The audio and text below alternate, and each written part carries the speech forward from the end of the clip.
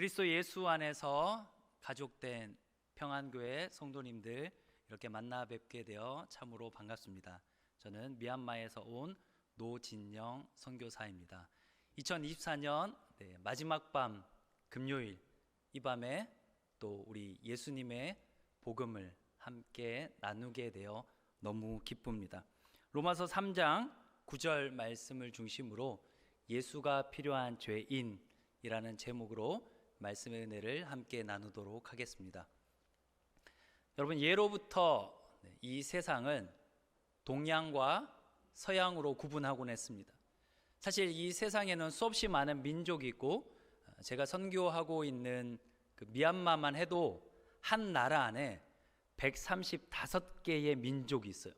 그래서 목사님이 설명하신 것처럼 이렇게 친족처럼 일찍부터 복음을 받아들이고 서양 선교사님들을 통해서 예수를 믿는 90% 이상이 복음화된 그런 민족도 있고, 그리고 제가 주로 사역하고 있는 버마족들은 아직 복음화가 1%도 되지 않았어요. 거의 버마족들은 90% 이상이 불교를 아주 열렬하게 믿고 있습니다. 이처럼 세상에는 다양한 민족이 있어요. 그리고 살아가는 지역에 따라서 또는 기후에 따라서 살아가는 모양들이 많이 다릅니다. 음식도 다르고 언어도 다르고 옷차림도 다르고 문화도 다르죠. 근데 예로부터 이렇게 수없이 많은 사람들을 동양 또 서양으로 나누어서 많이 구별하며 살았어요. 여러분, 동양에서는 음식을 먹을 때 한 상이 차려서 나옵니다. 여러분 생각해 보십시오. 최근에 먹었던 한식이 어떤 게 있었는지. 저는 지난주에 제 고향인 울산을 다녀왔어요. 저희 친할머니가 100세 생신을 맞이하여서 저희 아버지 형제들 8남매와 그 자손들까지 한 50여 명이 모여서 축하를 했어요. 근데 여러분, 한식은 한 상 다 차려서 나와요. 그래서 우리가 다 차려놓고 함께 즐겁게 음식을 나눕니다. 근데 여러분, 가끔 우리가 서양 음식을 먹으러 가면 서양 음식은 한 번에 다 나오지 않아요. 감질맛 나게 아주 조금씩 코스별로 한 번에 한 가지 요리씩 나옵니다. 근데 여러분, 이게 참 재밌는 게 이 모습이, 이 식습관이 인터넷을 만들 때도 그대로 들어왔어요. 여러분, 미국에서 가장 많이 사용하는, 또 서양 사람들이 가장 많이 사용하는 검색 엔진인 구글을 들어가면 아무것도 없어요. 구글 써져 있고 창이 하나만 나옵니다. 뭘 먹을래? 라고 물어보는 거예요. 근데 여러분, 네이버나 다음이나 우리나라에서 만든 검색 엔진에 들어가면 날씨, 경제, 사회, 문화 한 상이 차려져서 나와요. 그러니까 별거 아닌 것 같은데 우리가 살아가는 삶에는 우리의 어떤 식습관, 그리고 옷차림, 그 지역과 기후에 따라서 살아가는 생각이, 모습들이 너무나도 달라요. 여러분 생각해 보십시오. 서양의 미술은 어떻습니까? 유채색으로 아주 화려하죠. 그리고 배경을 아주 예쁘게 다 칠합니다.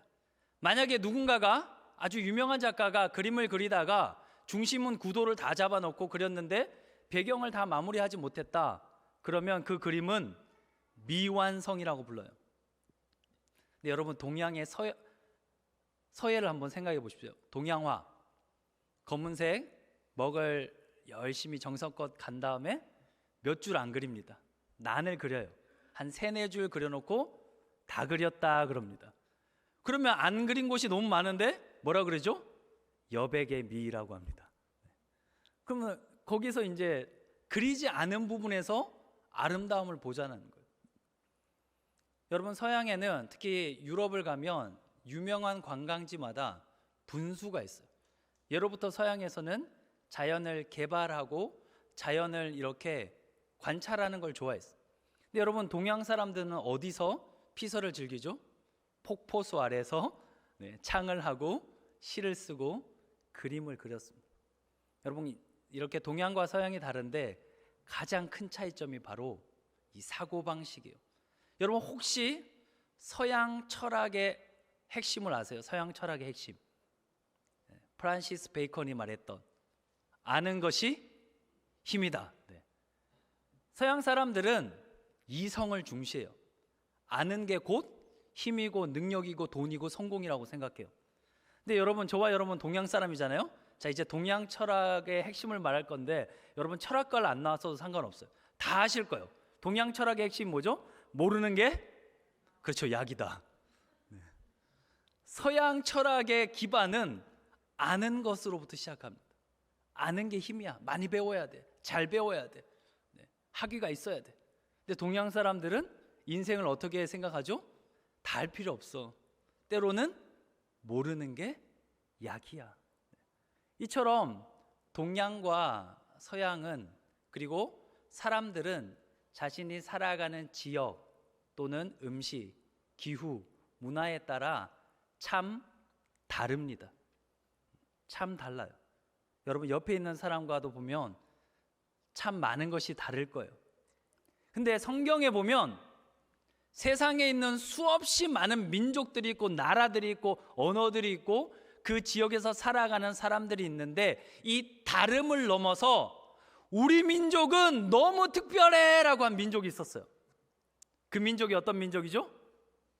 유대인이에요. 유대인들은 난지 8일 만에 할례를 받고 이렇게 고백합니다. 우리는 하나님이 택한 민족이야. 나 아브라함의 자손이야. 나 히브리인이야. 나 하나님이 선택한, 특별히 이 수없이 많은 민족과 나라 중에 하나님이 택하고 부르신 아브라함의 자손 유대인이야. 우린 너무 특별해. 너무 특별해. 여러분, 유대인들은 아이가 글을 이제 읽기 시작하면 처음으로 읽게 하고 가르치는 성경책이 있어요. 그 책은 바로 레위기입니다. 창세기일 것 같은데 레위기예요. 왜냐하면 유대인들은 지금도 번제, 소제, 화목제 이런 레위기에 나오는 제사법에 따라서 21세기에도 하나님께 제사를 드리고 있어요. 근데 유대인들은 특별히 하나님께 이렇게 선택받고 하나님을 만날 수 있고 하나님의 말씀이 모세로부터 받은 율법이 있는 특별한 민족이라고 여겨요. 그래서 어린아이들도 벌써 유대인이라는 데 큰 자부심을 가집니다. 그래서 이 아이가 성경을 배우기 시작하고 번제와 화목제, 아버지를 따라서 함께 제사를 드리기 시작하면 어린아이들이 어느 날 궁금증이 하나 생겨요. 아빠, 하나님이 우리 유대인을 택하신 거 맞지? 그럼 하나님은 우리 유대인을 사랑하셔. 우리 민족을 택하셨어. 그럼 아빠, 내가 너무 궁금한데 그럼 이 세상에는 유대인이 아닌 다른 나라 사람들, 그 다른 나라 사람들 유대인이 뭐라고 부르죠? 이방인들은 도대체 왜 창조하신 거야? 이게 유대인 아이들의 질문이에요. 그러면 아버지가 눈 하나 깜짝하지 않고 이렇게 대답합니다. 지옥에 땔감이 필요하기 때문이지. 유대인들에게 다른 민족, 다른 나라, 다른 언어를 쓰는 이방인들은 지옥의 땔감과 같은 존재예요. 여러분, 예수님의 수제자가 누구죠? 12명 중에 우리가 베드로라고 알고 있잖아요. 이 베드로가 어느 날 이방인들과 식사를 하고 있었어요. 그런데 야곱으로부터 온, 즉 예루살렘으로부터 온 유대인들이 그 지역에 온다는 소식을 듣고 이방인들과 밥 먹다가 그 자리를 한번 피한 적이 있어요.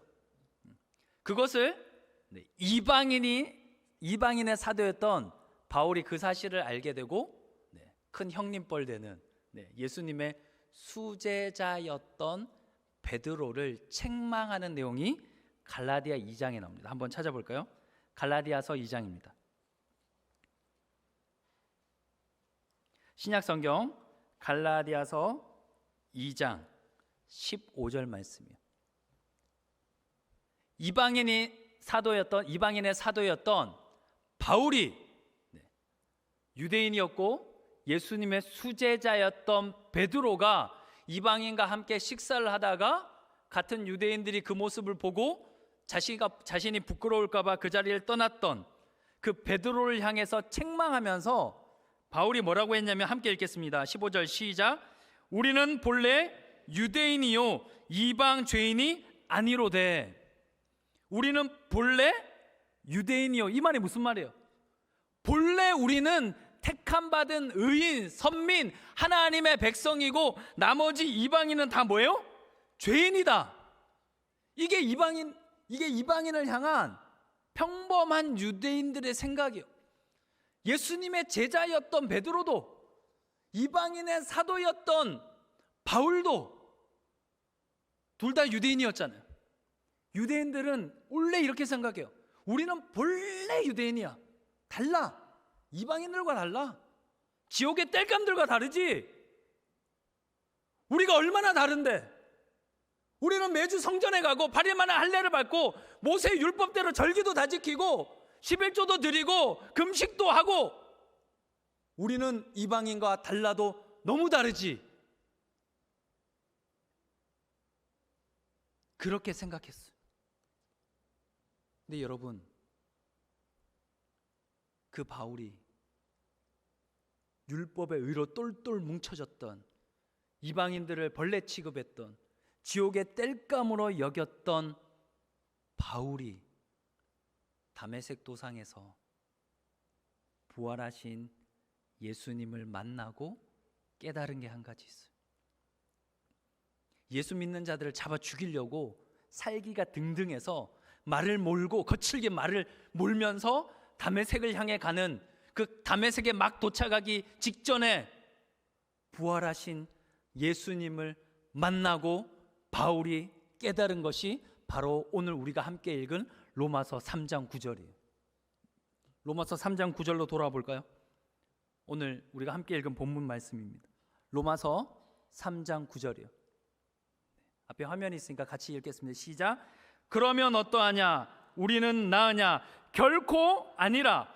유대인이나 헬라인이나 다 죄 아래에 있다고 우리가 이미 선언하였느니라. 아멘. 이것이 바로 바울이 부활하신 예수님을 만나고 거꾸러지고 변화되고 그의 인생이 완전히 바뀌게 된 깨달음이에요. 예수 만나기 전에는 자기는 괜찮은 사람인 줄 알았어. 태어나 보니까 히브리인 중에 히브리인이야. 자기 자랑을, 여러분 빌립보서 3장을 찾아보면 자기가 유대인이었던 걸 예전에 자랑했어요. 아, 나 히브리인이야. 그리고 심지어 자기가 베냐민 지파 출신이라는 것도 자랑해요. 여러분 생각해 보십시오. 이스라엘에는 12지파가 있잖아요. 베냐민 지파는 몇 번째 있죠? 꼴찌예요. 근데 그게 자랑할 만한 게 되나요? 여러분, 이스라엘의 초대 왕이 누구죠? 기스의 아들 사울. 사울이 어느 지파 출신일까요? 베냐민 지파요. 아, 우리 왕족이야. 우리 1대 대통령, 우리 이스라엘의 초대 왕, 우리 지파야. 그래서 자기 이름도 원래 뭐였어요? 사울이었어요. 내가 8일 만에 할례 받은 거, 내가 주일 한 번도 안 빠진 거, 11조 꼬박꼬박 잘 낸 거, 율법 열심히 배운 거, 그게 자신을 특별하게 만든다고 생각했어요. 이방인과 다르다고 생각했어요. 자신의 인생에는 예수가 필요 없다고 생각했어요. 그런데 주님이 그런 바울을 그냥 내버려 두지 않으시고 찾아오셨어요. 그리고 사울의 이름을 부르셨어요. 사울아, 사울아. 그날 바울은 사실 성경에 보면 눈이 멀었어요. 근데 그날 바울은 영적인 눈이 깨어졌어요. 유대인이나 이방인이나 우리가 다 죄인이구나. 내가 어느 집안 사람인지, 어떤 어린 시절을 보냈는지, 어느 형편에서 자랐는지, 내가 지금 어느 대학을 나오고 어느 기업을 다니고 내가 교회에서 어떤 봉사를 하고 내가 얼마나 대단한 사람인지, 우리 집안 배경이 어떤지, 내가 어떤 출신인지, 어느 나라 사람인지, 그 모든 거를 다 뛰어넘어 온 인류를 향한 하나님의 계획은 유대인이나 이방인이나 죄 아래에 있는 우리를 구원하시기 위해서 하나님이 예수님을 보내주셨다는 거예요. 바울이 그걸 깨달았어.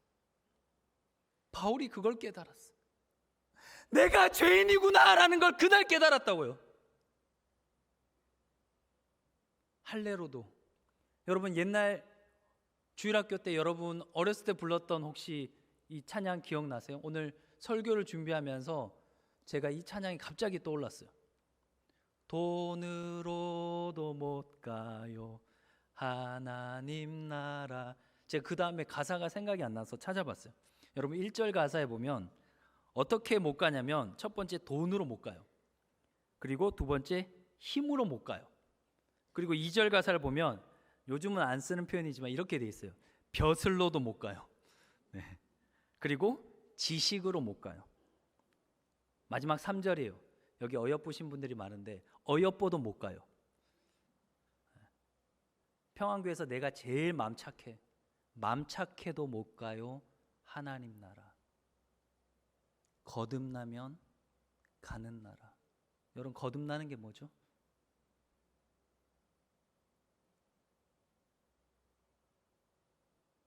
여러분 기독교의 본질은 내가 예수가 필요한 죄인이란 걸 깨닫는 거예요. 의인을 부르러 이 땅에 오신 게 아니라 죄인을 부르러 이 땅에 오셔서 평생 죄인들과 함께하며 연약한 인생들을 부르시고 그의 사랑으로 품으신, 바로 죄인된 나를 부르러 오신 그 예수, 그 예수만이 나의 구원이고 생명임을 믿음으로 고백하는 것. 여러분 사도 바울이 이 놀라운 진리를 깨닫고 그의 인생이 어떻게 변했냐면, 예전에는 예수 믿는 자들을 박해하던 자였어요. 나는 왕년의 박해자요 핍박자요. 예수 믿는 자들 다 사로잡아서 감옥 보내고 죽이려고 했어요. 근데 바울이 예수님 만나고 그의 인생이 어떻게 바뀌었죠? 예수 때문에 매맞고, 예수 때문에 굶주리고, 예수 때문에 고생하고, 예수 때문에 억울하고, 예수 때문에 힘들고 외롭고 지치고 핍박받고. 여러분 바울이 누구에게 가장 미움을 샀고 핍박을 당했냐면 동족 유대인들이. 여러분 사도행전 23장을 한번 찾아보세요. 사도행전 23장이에요. 로마서 바로 앞에 있습니다. 바울이 나중에 동족 유대인들로부터 얼마나 큰 미움을 받냐면 사도행전 23장 12절 13절이에요. 두 절 말씀 한번 보세요. 사도행전 23장 12절 13절 두 절 말씀 우리 함께 읽겠습니다. 시작. 날이 새매 유대인들이 당을 지어 맹세하되 바울을 죽이기 전에는 먹지도 아니하고 마시지도 아니하겠다 하고 이같이 동맹한 자가 40여 명이더라. 유대인들이 당을 하나 지었어요. 우리 함께 모여서, 요즘으로 빠지면 클럽이야, 동아리 같은 거예요. 모임을 하나 만들었어요. 에바다부 같은. 여러분 모이세요. 함께 같은 목적을 가진 사람 모입시다. 근데 그 목적이 뭐냐면 바울을 죽이기 전에는 물도 먹지 않을 사람 모이세요. 몇 명이 모였어요? 40명이 넘게 모였어요. 예수님을 만나고 난 이후에 바울의 삶은 삶과 죽음이 한 발자국 차이밖에 없었어요. 같은 동족이었던 유대인들이 바울을 못 죽여서 안달이었어요. 내가 바울 저놈 죽이기 전에는 물도 안 마시겠다, 밥도 안 먹겠다. 그 말은 무슨 말이에요? 내가 죽든지 네가 죽든지 너무너무 바울을 죽이고 싶었어. 그런데 여러분 로마서 9장에 가면 아주 놀라운 바울의 고백이 나와요. 로마서 9장을 한번 찾아볼까요? 동족 유대인은 바울을 미워했어요. 죽이고 싶을 정도로. 근데 보세요, 바울은 그런 유대인을 향해 뭐라고 말하는지 한번 여러분 보세요. 제가 1절 2절 한번 읽어볼게요. 내가 그리스도 안에서 참말을 하고 거짓말을 아니하노라. 나에게 큰 근심이 있는 것과 마음에 그치지 않는 고통이 있는 것을 내 양심이 성령 안에서 나와 더불어 증언하노니. 여러분 1절 시작할 때 내가 그리스도 안에서, 이거 예수님 안에서 하는 말입니다 여러분. 그리고 참말을 하는 거예요 여러분. 거짓말 하는 게 아닙니다 여러분. 무려 3번이나 이렇게 말해요. 왜?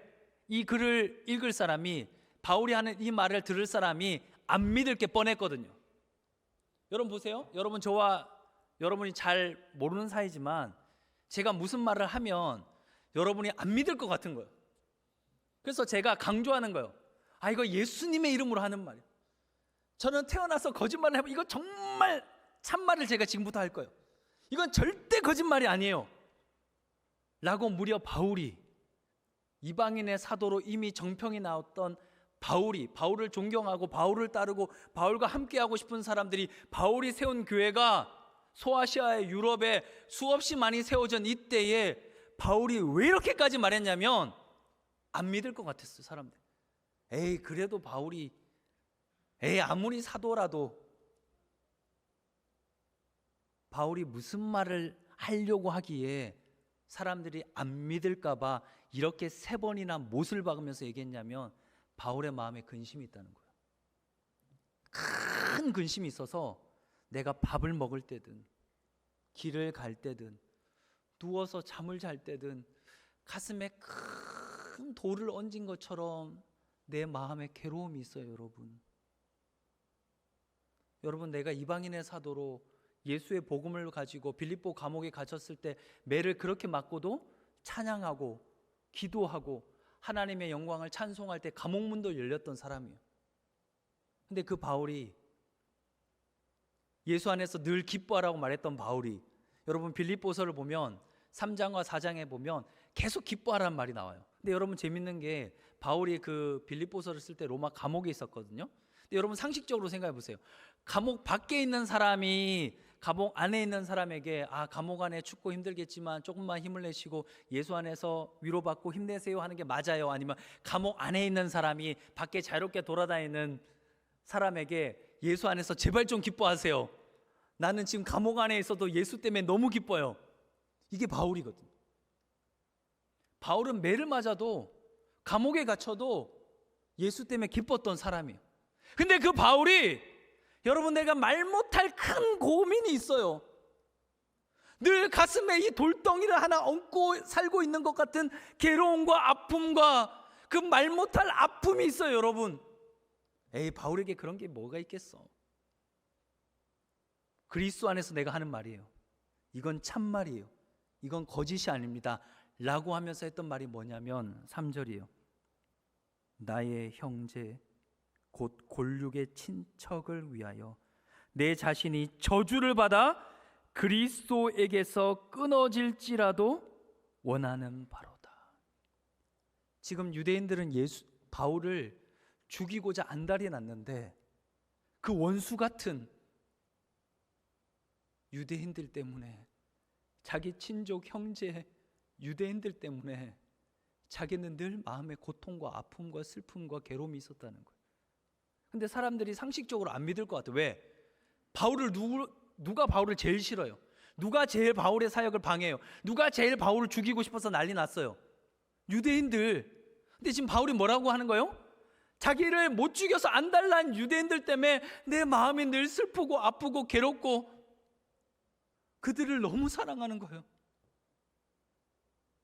저 사람은 나를 죽이려고 난리인데 보통 우리는 그러면 복수하고 싶은 마음 들잖아요. 여러분 시편에도 그런 게 나오잖아요. 누가 나를 너무 괴롭히니까, 누가 나를 너무 힘들게 하니까 하나님, 저 사람 밥상이 죄가 되게 하시고 저 사람 하는 일들이 다 망하게 해주시고. 원래 우리라면 그게 맞잖아요. 가는 곳마다 방해를 하고 가는 곳마다 바울을 쓰러뜨리려 하고 죽이려고 하는. 실제로 바울이 1차 전도회 때는 돌 맞아서 사람들이 죽은 줄 알고 성 밖에 내다 버렸잖아요. 그런 아픔, 그런 고난, 그런 미움, 그런 적대감, 그 가운데서 바울은 그들 때문에 그들이 예수 만날 수 있다면 나 저주받아도 괜찮아.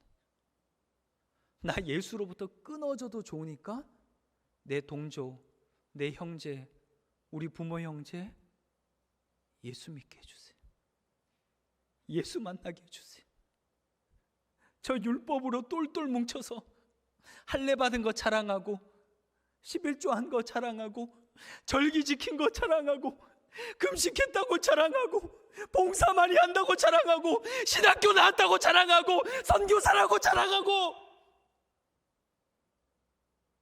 자기 의에 완전히 붙잡혀서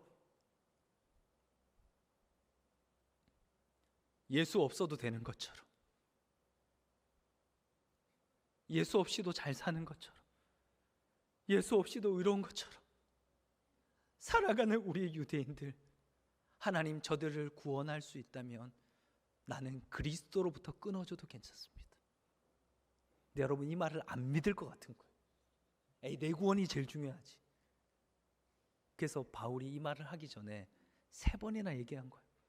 나 지금 그리스도 안에서 떨리는 심정으로 이 말을 해요. 내가 지금 진실을 말할 겁니다, 여러분. 내가 거짓말을 하는 게 아니에요. 나의 친족, 동족, 유대인들이 스스로 주님, 나는 예수가 필요한 죄인입니다. 이 고백을 하게 될 수만 있다면 나는 예수로부터 끊어져도 괜찮다. 이 사람들이, 죄로 인해 하나님을 떠난 이 죄인들이 다시금 하나님 앞에 나올 수 있다면 십자가에서 나는 하나님으로부터 끊어져도 괜찮다. 이게 예수님의 외침이었어. 엘리 엘리 라마 사박다니, 나의 하나님, 나의 하나님, 어찌하여 나를 버리십니까? 죄인들을 하나님 아버지께 연결하기 위해서 예수님은 아버지와 끊어져야만 했어요. 버림받아야만 했죠. 여러분 이어서 10장을 한번 볼까요? 10장 1절을 보세요. 이어서 이렇게 말합니다. 형제들아, 내 마음에 원하는 바와 하나님께 구하는 바는 이스라엘을 위함이니 곧 그들로 구원을 받게 함이라. 내가 증언하노니 그들이 하나님께 뭐가 있어요? 열심히 있어요. 여러분 유대인만큼 열심히 있는 민족이 있습니까? 네, 한국 사람들. 유대인들도 아마 한국 사람들 새벽 기도했다는 얘기 들으면 놀랄 거예요. 네. 누구보다 하나님께 열정을 가진 민족이 우리나라 사람들이. 근데 바울이 이어서 뭐라고 말합니까? 올바른 지식을 따른 게 아니라는 거예요. 열심은 너무 좋은데, 하나님을 향한 열심은 너무 좋은데, 성전을 향한 열심은 너무 좋은데, 누구보다 구제 많이 하고 봉사 많이 하고 금식 많이 하고 율법 달달달달 외우고 누구보다 기도 유창하게 하고 절기 때마다 모이기를 힘쓰고 누구보다 열심히 있는데 올바른 지식이 없었다는 거예요. 그게 뭐죠? 3절에 하나님의 의를 몰랐어요. 그래서 뭘 하려고 힘썼죠? 자기 의를 세우려고 힘써서 하나님의 의에 복종하지 않았다는 거예요. 그리스도는 모든 믿는 자에게 의를 이루기 위하여 율법의 마침이 되시니라. 아멘. 바울은 아마 자기가 생각났을 거예요. 예수 전하는 자기를 죽이려고 하는, 핍박하는, 예수의 복음을 전하는 자기를 방해하는 유대인들을 만날 때마다 옛 모습이 생각났을 거예요. 스데반 돌로 쳐 죽일 때 그 돌로 치는 사람들의 옷을 지켜주면서 저 자식 저거 죽어야지, 라고 했던 사람 누구예요?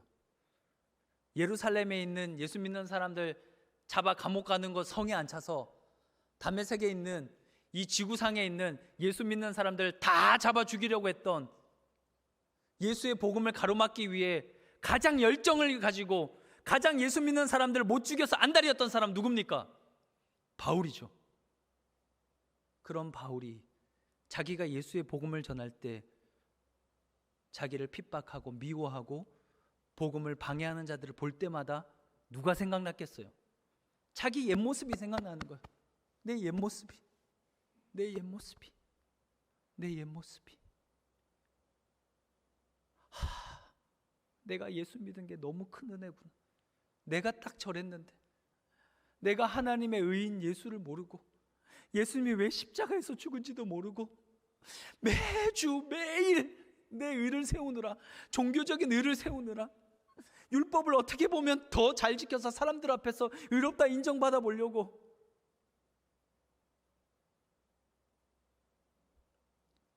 그런 동족 유대인들을 보면서 바울은 가슴이 미어졌어요. 예수밖에 없는데, 예수 외에는 구원의 길이 없는데.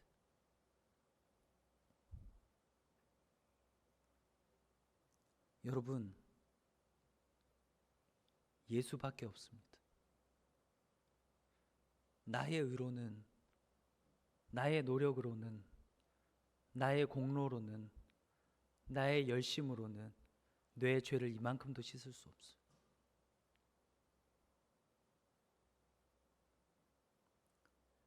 예수님이 이 땅에 계실 때 예수님을 좋아하고 따르던 사람들도 많았어요.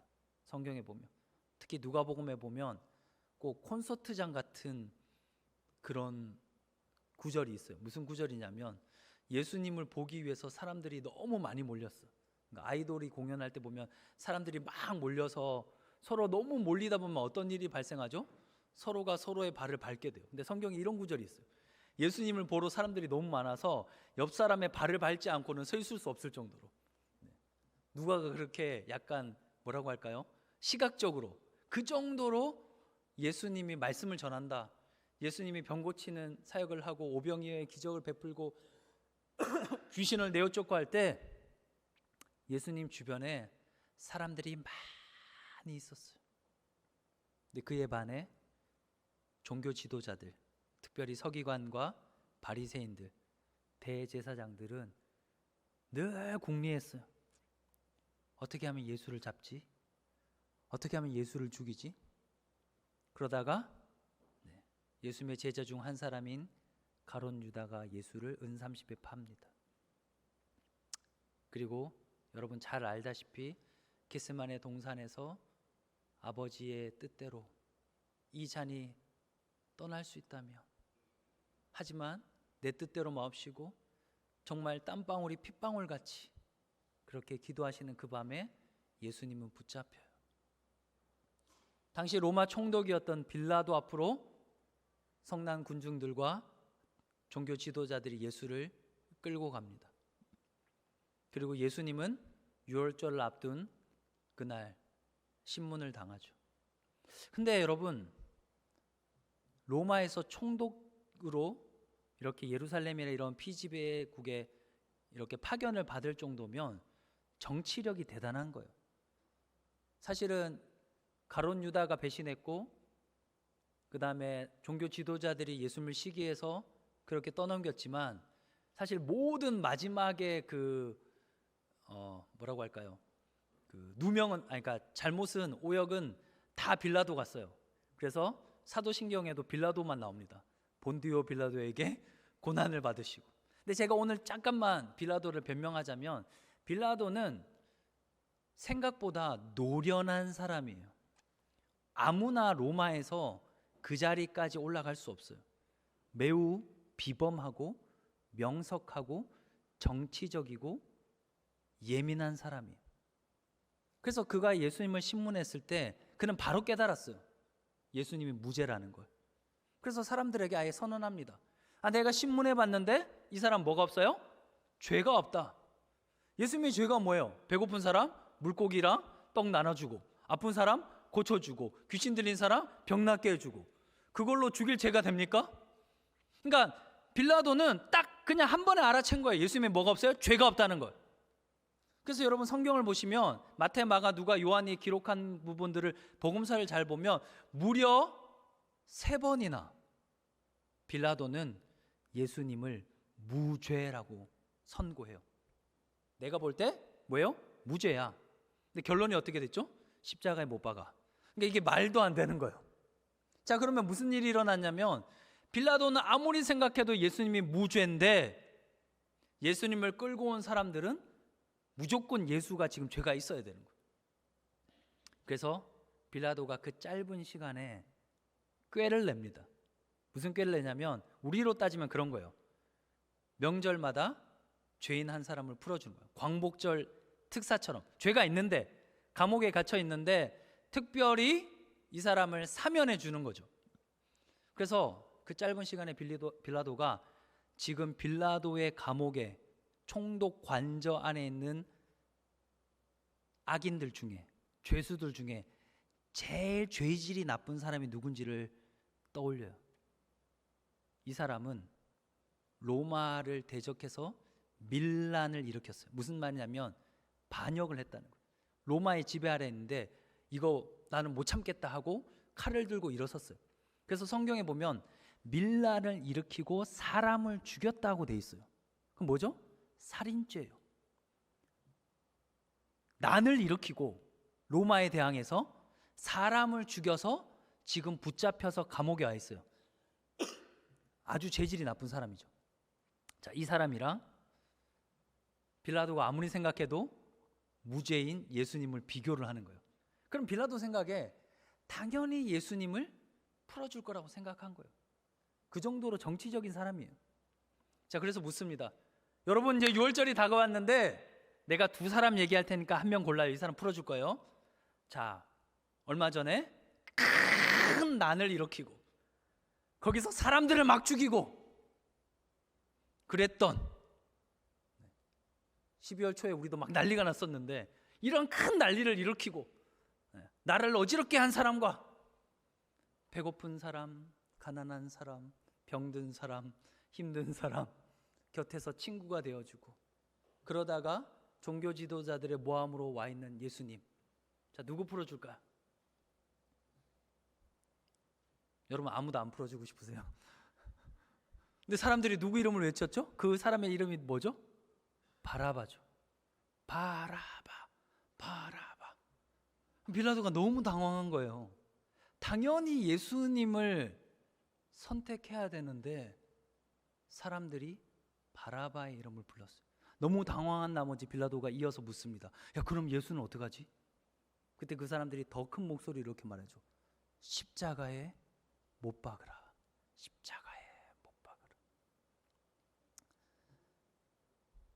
큰 꿈을 가지고 성공하면 개혁, 실패하면 반역. 근데 실패해서 반역으로 붙잡힌 바라바는 인생에 어떤 소망도 없었어요. 손에 피를 묻혔어요. 자기는 죽을 날만 손꼽아 기다리며 로마 총독 그 지하 감옥에 갇혀 있었어요. 어느 날 웅성웅성 소리가 들립니다. 근데 갑자기 자기 이름을 사람들이 막 부르기 시작하는 거예요. 바라바, 바라바. 그리고 몇 초가 지났어요. 더 큰 소리로 사람들이 이렇게 외치는 겁니다. 십자가에 못 박아라, 십자가에 못 박아라. 근데 그러고 로마 군인 몇 명이 자기를 데리러 왔어요. 여러분 이 상황 이해가 됐어요? 바라바 입장에서는 지금 감옥 밖에서 무슨 일이 일어나는지 모르고 감옥에 있는데 어느 날 빌라도의 말은 안 들려요. 사람들이 외치는 소리만 들리는데 첫 번째 무슨 소리를 들었죠? 자기 이름을 들었어요. 그리고 몇 초 뒤에 무슨 소리를 들었죠? 십자가에 못 박아라, 십자가에 못 박아라. 바라바가 무슨 생각을 했을까요? 아, 오늘이구나. 아, 이제 끝이구나. 로마 군인이 또 자기를 데리러 왔어. 얼마나 가기 싫었겠어요. 아, 내 인생 여기서 끝이구나. 나는 사람들 앞에서 반쯤 벌거벗겨진 채로 채찍에 맞아 피투성이가 된 채로 수치와 모욕을 당하며 십자가에서 죽는 것으로 내 인생은 끝났구나. 모든 소망을, 희망을 다 내려놓고 죽음을 향해 한 걸음 한 걸음 한 걸음 빌라도 앞에 섰을 때 놀랍게도 빌라도가 이렇게 말하죠. 너는 자유이니 이제 가라. 그리고 누군지 모를 웬 남자가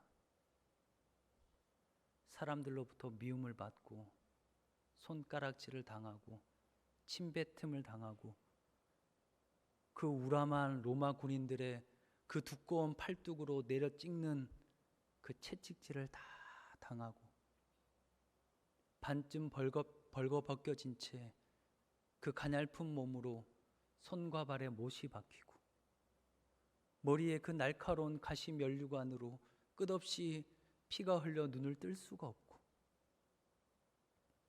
누군지 모를 그 남자가 죽어 마땅한 죄인인 자기를 위해 대신 죽고 대신 붙잡히고 대신 채찍에 맞고 대신 모욕을 당하고 바라바는 풀려났어요. 자유를 얻었고 새로운 기회를 얻었고 새로운 삶과 새로운 생명을, 새로운 소망을 얻은 겁니다. 이렇게 양복 입고 여러분 앞에 선교사라고 서 있지만 원래 제 이름은 바라바예요.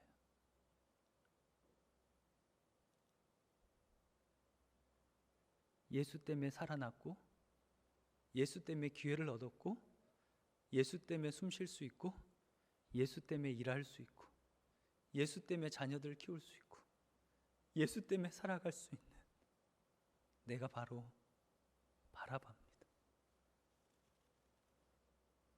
우리가 자꾸 이걸 잊어버려요. 예수님이 누군지 자꾸 잊어버려요. 내가 예수 때문에 무엇을 얻었는지 자꾸 잊어버리고 놓치며 살아갑니다. 그리고 옆 사람과 비교하고 쓸데없이 경쟁하고 쓸데없이 비교하고. 여러분, 뭐가 진짜 중요합니까? 여러분, 뭐가 정말 중요해요? 여러분, 많이 갖고 싶습니까? 세상은 많이 소유하면 성공했단 말하죠. 여러분, 진짜 성공이 뭐예요? 내가 예수로 인해 하나님의 소유된 백성 된 거 아닙니까? 내가 예수 때문에 하나님의 아들, 딸 된 거 아니에요? 내가 얼마나 소유했느냐가 중요한 게 아니라 지금 내 주머니에, 내 지갑에, 내 통장에 얼마나 소유했는지가 중요한 게 아니라 내가 예수 때문에 하나님의 소유된 백성 된 거, 하나님을 아버지라 부를 수 있는 거, 길이요 진리요 생명이신 예수 때문에 나로 말미암지 않고는 아버지께로 올 자가 없느니라. 맞아요. 우리 예수 때문에 하나님 앞에 나아갈 수 있는 거예요. 예수 때문에 예배할 수 있는 겁니다. 예수 때문에 찬양할 수 있는 거예요. 예수 때문에 봉사할 수 있는 겁니다. 그거면 충분한 거예요. 그거면 충분한 거예요.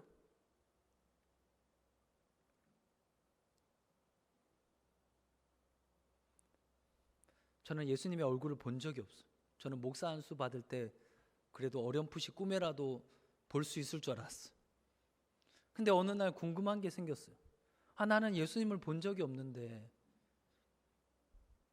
성경에도 보면 수없이 많은 인물들이 있잖아요. 생각해 보십시오. 아담도 있고 모세도 있고 여호수아도 있고 다니엘도 있고 오늘 설교에 나왔던 바울도 있고 베드로도 있고 요셉도 있고 다윗도 있고. 여러분 얼굴 어떻게 생겼는지 아세요? 천국에 가면 얼마나 많은 믿음의 선조들이 천국에 와 있겠어요. 근데 옛날에 윌리를 찾아라라는 그런 책이 있었는데 거기 보면 윌리는 한 명이고 나머지는 다. 근데 여러분 예수님 본 적 있어요? 여러분 천국 가면 누가 누군지, 누가 마리아인지, 누가 요셉인지도 모르는데 우리가 어떻게 예수님을 알죠? 어떻게 예수님 하면서 여러분 달려가실래요? 나의 주 나의 주를 내가 그의 곁에 서서 배우며 나의 주를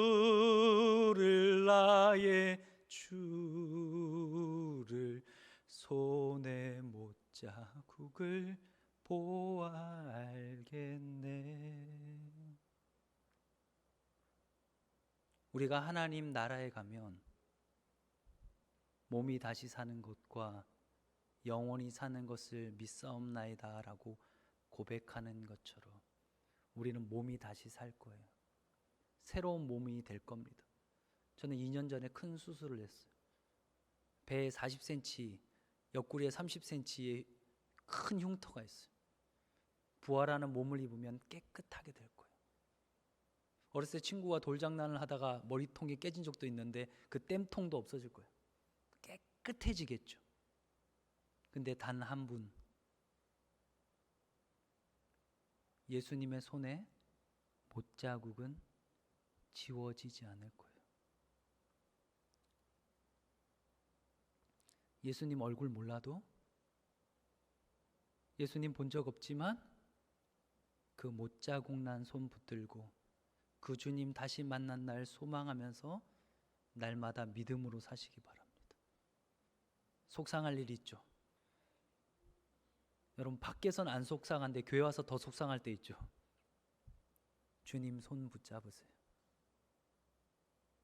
우리는 다 죄인이었어요.